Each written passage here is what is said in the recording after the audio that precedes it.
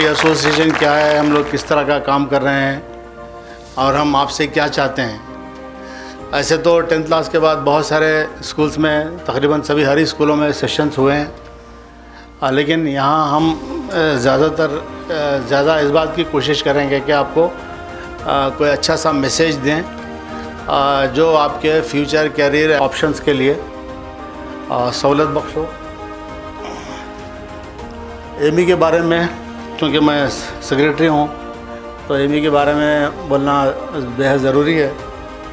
हमारा जो सबसे पहला काम है, जो माइनॉरिटीज़ को कॉन्स्टिट्यूशनल राइट्स हैं, वो राइट्स में ख़ास तौर से आर्टिकल 30 सब क्लास 1 है, जिसमें अक़लियतों को इस मुल्क में अपने मर्ज़ी के इंस्टीट्यूशंस को इस्टाब्लिश करने और उनको एडमिनिस्टर करने का राइट दिया गया है।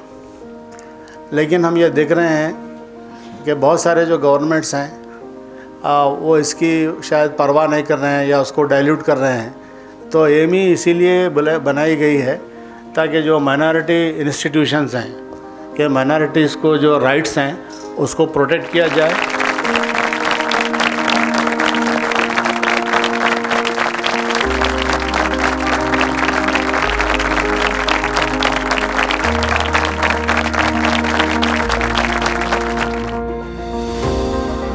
शुक्रिया एमएलए साहब, आपका यहाँ हाजिर होना सबके लिए बासे फ़ख्र है। तहे दिल से आप तमाम को मुबारकबाद देता हूँ, आपके वालिदैन को मुबारकबाद देता हूँ, आपके टीचर्स को मुबारकबाद देता हूँ और आपके स्कूल एडमिनिस्ट्रेशंस को मुबारकबाद देता हूँ, क्योंकि यहाँ पे जो भी बच्चे आज टॉपर्स बन के बैठे हुए हैं, बिल्कुल इसमें आपका एक बहुत बड़ा अहम रोल है।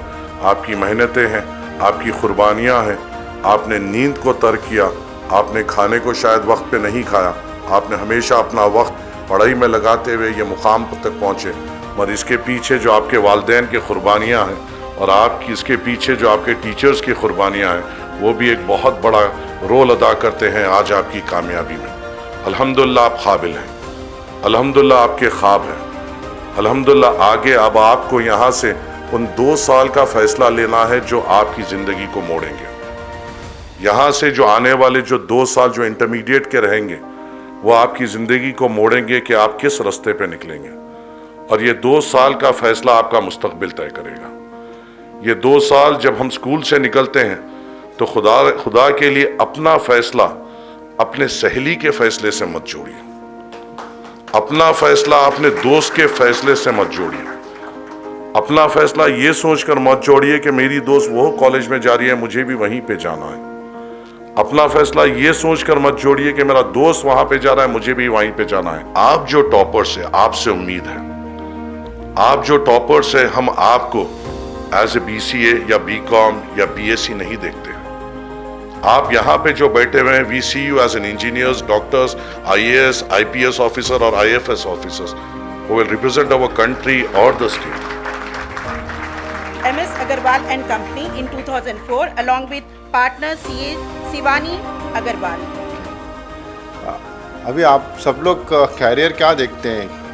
हम बेसिकली क्या है, स्कूल लेवल तक सिर्फ साइंस पढ़ते हैं। आई रियली से कि सिर्फ साइंस पढ़ते हैं और थोड़ा मैथ्स पढ़ते हैं, बाकी सब्जेक्ट्स तो हमारे लिए एक्स्ट्रा सब्जेक्ट्स हैं।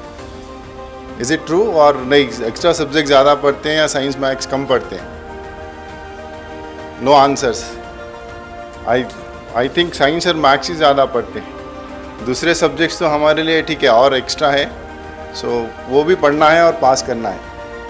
तो इसलिए हम क्या करते हैं, जब कैरियर चूज़ करते तो साइंस और मैथ्स रिलेटेड ही कैरियर चूज़ करते। ऐसे नहीं है आज, ऐसे नहीं कि आपको इंजीनियर ही बनना है, आपको डॉक्टर ही बनना है। जिसको बहुत इंटरेस्ट है उसको बनना है, ज़रूर है, बट अगर आप वो नहीं करते तो क्या लाइफ में क्या है? अकाउंट्स एक ऐसा फील्ड है जिसमें आप बहुत वंडर्स कर सकते हैं, और ऐसा कोई ऑर्गेनाइजेशन नहीं है जो फाइनेंस और अकाउंट्स के बगैर चल सकता है। इवन आप डॉक्टर बन जाएंगे, आप इंजीनियर बन जाएंगे, सो आपको अपना हॉस्पिटल चलाना है या आपको अपनी IT फर्म्स चलाना है, तो आपको बगैर फाइनेंसेस के नहीं चला सकते। और फाइनेंस भी ले, आपको किसी ने फाइनेंस दे दिया है और फाइनेंस मैनेजमेंट नहीं आता है, फाइनेंस डिसिप्लिन नहीं है, तो भी आप फेल हो जाओगे। सो फाइनेंस इस बहुत एक ऐसी फील्ड है आप जिसमें बहुत अच्छा कैरियर बना सकते हैं।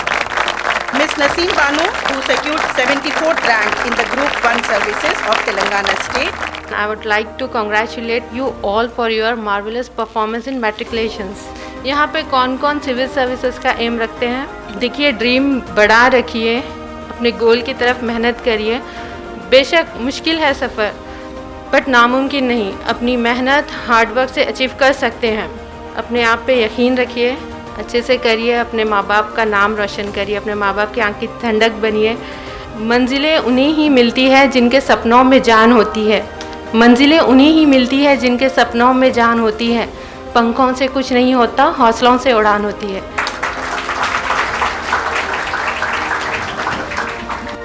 मैं इस चीज़ में यकीन नहीं रखती कि मेरे मुश्किलात और आजमाइशें आप सबके साथ शेयर करूं, बट शेयर करना भी ज़रूरी है ताकि शायद हो सकता है उससे आप लोग कुछ हासिल करें, कुछ इंस्पिरेशन मिले।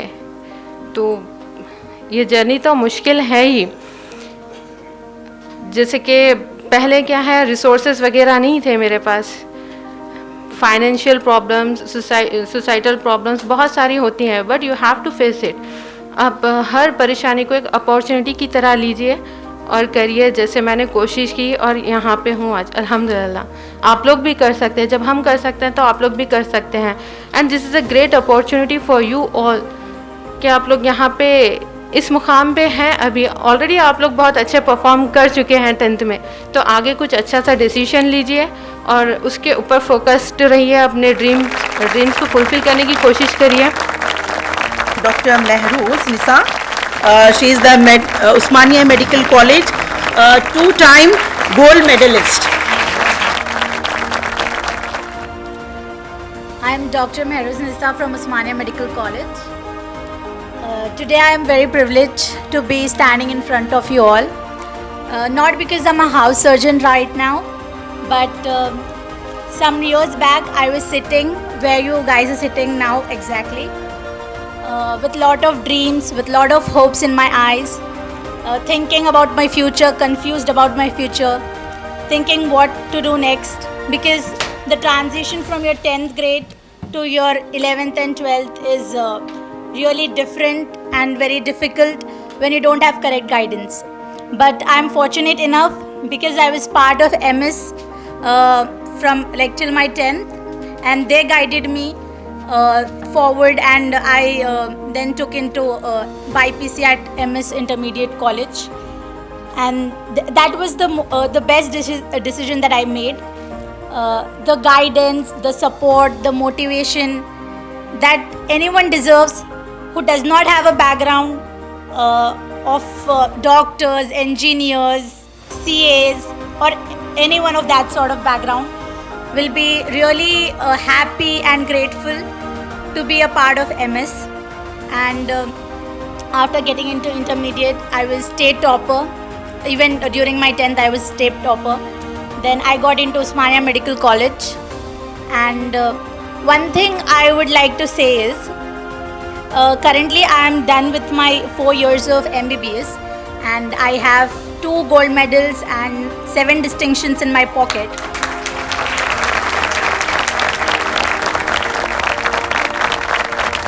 इसी साल के एमएस में जो रिज़ल्ट है, अगर मैं एक एक कामयाबी को गिनाऊं तो बहुत बड़ी बात तमाम आप लोगों के सामने क्या टारगेट सेट है मैं वो बता रहा हूं। 7 ऐसे बच्चे हैं जिसमें 6 लड़के हैं, 1 लड़की है, जो जेई मेन के ऐसे रैंक लेके आए परसेंटाइल 99.8 परसेंटाइल पे, बिलीव अस, जो ऑल इंडिया में हंड्रेड्स के अंदर उनके रैंक्स माने जाते हैं। वो मियार पे बच्चे पहुंच गए माशाल्लाह, यह बिगेस्ट अचीवमेंट है। अगर हम पलट के देख रहे हैं, इस साल हम लोग फर्स्ट ईयर में पलट के देखें तो 439 मार्क्स आउट ऑफ 440, 1 नंबर कम है सिर्फ 440 से, माशाल्लाह बच्चियां हासिल करके अब बैठे हुए हैं अगले साल के रिजल्ट्स में इंशाल्लाह। तो मैं ये बात आप तमाम को क्यों कह रहा हूँ, यहाँ बैठे हुए वालिदैन को क्यों कह रहा हूँ, तुम्हारे सामने ऐसा कंपटीशन है, तो वो कंपटीशन को लेके तुमको आगे जाना है। शुरू में एक लड़की आपको एड्रेस करी उस्मानिया मेडिकल कॉलेज की, अब तक अल्हम्दुलिल्लाह वो एक एमएस की स्टूडेंट रह चुकी है, उसको लाने का मकसद, आपसे बात कराने का मकसद आपकी हौसला अफजाई करने का था। अब तक माशाल्लाह इस स्टेट को, इस कंट्री को, उम्मत को 2012 डॉक्टर हम दे चुके हैं। हम ये चाह रहे हैं कि एमएस एएमई के प्लेटफॉर्म से, ये मेरे एएमई के तमाम साथियां जो जुड़े हुए हैं, एक दूसरे की हैंड होल्डिंग कर कर हम चाह रहे हैं कि हर इदारा मियारी इदारा बने, वो तमाम चीज़ों को पूरा मीट करे। वो लड़की जो साजिद साहब के पास से पढ़ के आई है, बच्चा माशाल्लाह बच्ची, और फ़ख्र महसूस हो रहा है साजिद साहब को यहाँ बैठे हुए। और जब AK खान साहब से हमारी बात हुई थी ग्रुप 1 सर्विसेज के लिए, तो हम लोग एक ने कहा हम MS तैयार है ग्रुप 1 सर्विसेज को हेल्प करने के लिए।